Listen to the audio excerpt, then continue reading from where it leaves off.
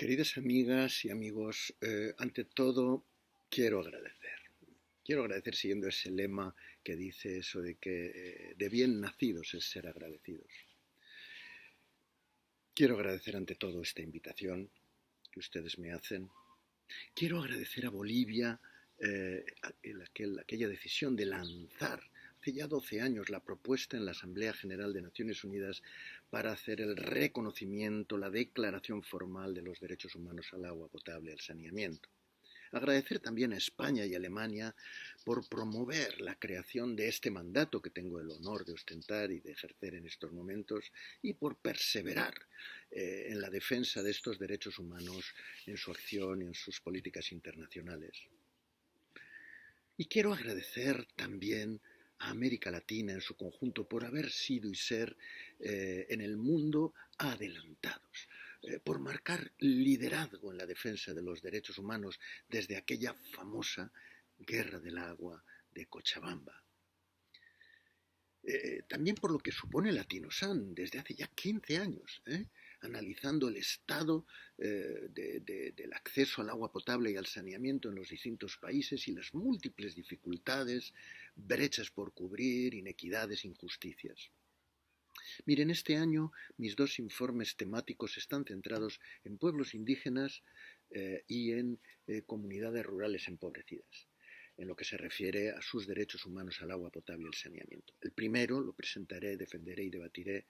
ante el Consejo de Derechos Humanos en Ginebra a mediados de septiembre, ya pronto, y el otro ante la Asamblea General de Naciones Unidas en Nueva York, allá por mediados de octubre. En ambos informes propongo numerosos ejemplos y referencias de Latinoamérica sobre las enseñanzas que las culturas indígenas afrodescendientes y las culturas campesinas nos ofrecen al mundo a la hora de afrontar la crisis global del agua. Ciertamente los pueblos indígenas, las comunidades afrodescendientes, las comunidades campesinas constituyen, junto a las poblaciones de los suburbios de miseria y las favelas de las grandes ciudades, el núcleo principal de esos 2.000 millones de personas en el mundo que no tienen garantizado el acceso al agua potable, y esos más de 4.000 millones que no disponen de instalaciones básicas dignas de saneamiento, o incluso esos 3.000, del orden de 3.000 millones que en plena pandemia no tienen siquiera una simple pileta en casa para lavarse las manos y mantener la higiene básica que hoy es más necesaria que nunca con la pandemia. Pero en mis informes insisto, como he dicho, en que más allá de la brutal injusticia que sufren los pueblos indígenas, las comunidades afrodescendientes, las comunidades rurales empobrecidas, debemos fijarnos en las múltiples y sabias enseñanzas, lecciones que unos y otros nos ofrecen al mundo entero en materia de gestión de agua y saneamiento. Debemos aprender las lecciones que nos dan los pueblos indígenas desde las cosmovisiones que mantienen vivas, con ese respeto sagrado a ríos, humedales, lagunas, manantiales, que vertebran la vida en islas y continentes, que vertebran la vida de las comunidades, pero en estrecha vinculación vital con toda la biodiversidad de la que formamos parte. Un respeto al orden natural y una visión integrada del territorio de los que debemos aprender si queremos desarrollar lo que hoy denominamos paradigma de sostenibilidad y la gestión integrada ecosistémica. En mis informes llamo la atención sobre, como digo, las sabias lecciones que nos ofrecen las culturas campesinas, en particular, en cuanto a lo que se refiere a la forma de producir los alimentos y a la forma de consumirlos, de nuevo en estrecha vinculación con el orden natural del territorio, desarrollando lo que podríamos caracterizar como un modelo de producción y consumo circular a nivel local, en el territorio. Un modelo en el que los desperdicios de la alimentación humana pasan a ser alimento para los animales, para el ganado, y en el que los purines y excrementos del ganado es usado como abono de los pequeños huertos de la agricultura familiar, evitando así el desperdicio de alimentos y la contaminación de las aguas que provocamos de forma habitual con la producción y el consumo de alimentos en las sociedades más desarrolladas. Lecciones particularmente útiles en momentos en que incluso la propia FAO empieza a girar en sus enfoques hacia la agroecología como forma de garantizar la suficiencia y la soberanía alimentaria de las comunidades, al tiempo que se garantiza la sostenibilidad de los ecosistemas y en particular de los ecosistemas acuáticos.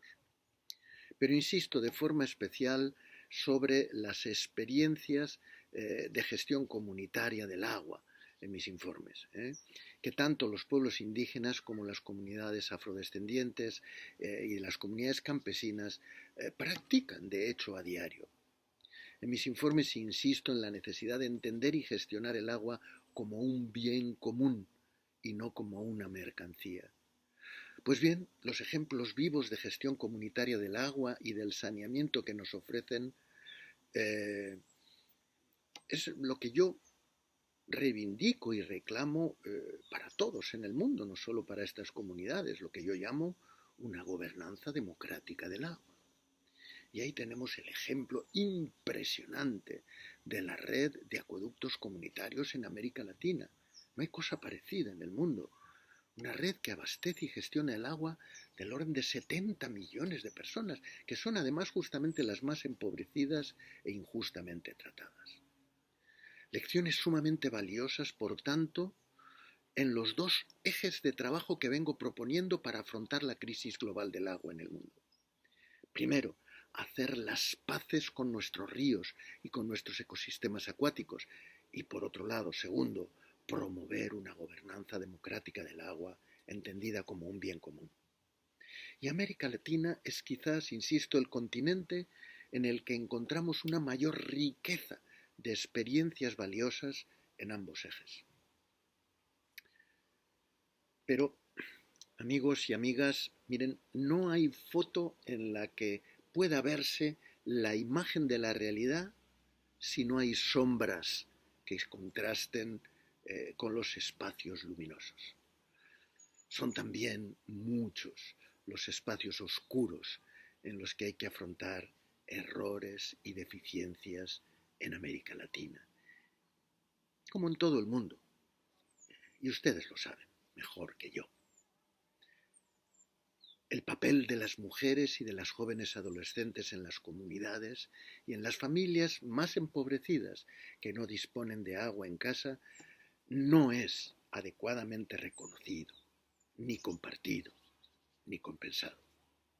Siguen siendo ellas las que cargan con todo el peso de acarrear el agua necesaria para beber, cocinar, mantener la higiene, y siguen siendo ellas las que cargan con todo el peso de los cuidados en el entorno familiar, en particular a niños y niñas, enfermos, personas mayores. Y sin embargo, ese trabajo y el correspondiente conocimiento práctico que se deriva en materia de agua y saneamiento no se les reconoce adecuadamente a la hora de tomar decisiones en espacios comunitarios, como pueden ser las juntas que rigen organizaciones como los acueductos comunitarios. Afortunadamente creo que esto va cambiando, está cambiando. Creo que además está cambiando con cierta rapidez y son cada vez más las mujeres que son elegidas para formar parte de estas juntas y eso repercute en beneficio de toda la comunidad. Pues bien, también, ojo, esa misma participación igualitaria debería y debe mejorarse en los diversos niveles administrativos y de la vida social, desde el nivel municipal hasta el nivel estatal y de gobierno. El saneamiento es otro capítulo donde hay muchos espacios oscuros. Sigue siendo el gran desafío a cubrir, particularmente en los espacios rurales, en la medida en que es esencial no solo para garantizar una vida digna, sino como clave para preservar la salud pública. Sin embargo, el saneamiento, insisto, sigue quedando en segundo plano, quizás porque es políticamente más rentable y bonito hablar de agua limpia que no de cómo tratar nuestros excrementos. Pero es tan importante lo uno como lo otro, y de hecho no será posible disponer de agua potable si no gestionamos adecuadamente nuestros vertidos. Un saneamiento que debe incluir definitivamente la higiene, y muy en particular la higiene menstrual de mujeres y jóvenes, superando tabúes que estigmatizan a las mujeres. Otra razón más, por cierto, para garantizar su plena participación en la organización y en las decisiones a tomar en materia de agua y saneamiento. Por último, permítanme volver, antes de terminar, sobre la ingente experiencia que América Latina atesora en materia de gestión comunitaria de agua y saneamiento a través de los acueductos comunitarios. En muchos casos los estados reconocen la existencia y funciones de estas organizaciones comunitarias, pero en no pocos casos no se reconocen o se consideran incluso como enfoques obsoletos e ineficaces. Si reflexionamos sobre todo ello, incluso los apoyos, la atención real que se presta allí donde se reconocen a las instituciones comunitarias, pues la atención real de apoyo que se les brinda es muy escasa o incluso nula. En muchos casos los apoyos llegan a lo sumo y de forma muy débil a los municipios, que los dedican, en el mejor de los casos, fundamentalmente al núcleo central del municipio, pero no a los pequeños núcleos y comunidades poblados dispersos que dependen de esos municipios. Queda abierta, en definitiva, una enorme brecha de falta de financiación, de información y de programas educativos que debe cubrirse de forma urgente y prioritaria.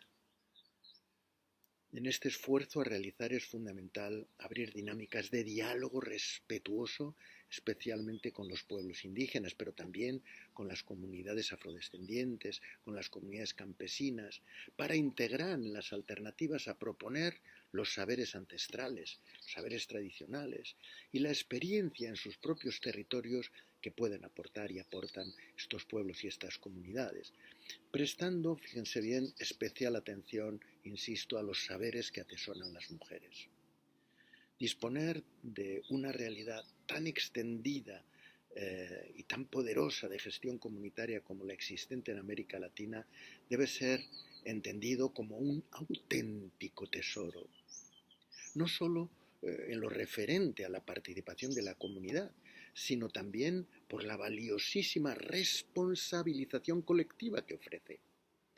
Promover un activo partenariado público-comunitario entre gobiernos, ayuntamientos e instituciones y autoridades comunitarias de esos acueductos comunitarios es clave, es esencial desarrollar. Esto es algo en lo que quiero insistirles particularmente. Y por último, tenemos en 2023 un evento histórico que debemos preparar prestándole máxima atención: la Conferencia del Agua de la ONU en Nueva York. Pues bien, en el camino a esa conferencia, los días, miren bien, 3 y 4 de noviembre, se celebrará el foro social que cada año organiza en Ginebra el Consejo de Derechos Humanos y que este año se organiza en torno al agua y al saneamiento para preparar justamente la conferencia de Nueva York. Pues bien,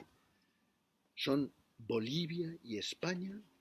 los países a los que el Consejo de Derechos Humanos ha encomendado coordinar y organizar este evento del Foro Social del Agua.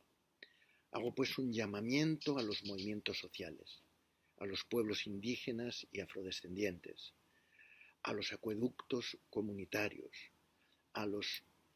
pueblos, a las comunidades rurales, campesinas, empobrecidas, a las organizaciones de mujeres, a las plataformas interreligiosas y, por supuesto, a los gobiernos, para que todos participemos activamente tanto en el Foro Social del Agua en Ginebra los días 3 y 4 de noviembre, como para promover desde allí una participación social sin precedentes que resulte histórica, que nos dé un antes y un después para participar, insisto, en la conferencia del agua de Naciones Unidas en Nueva York en torno al Día Mundial del Agua, que recuerden es el 22 de marzo. Muchas gracias.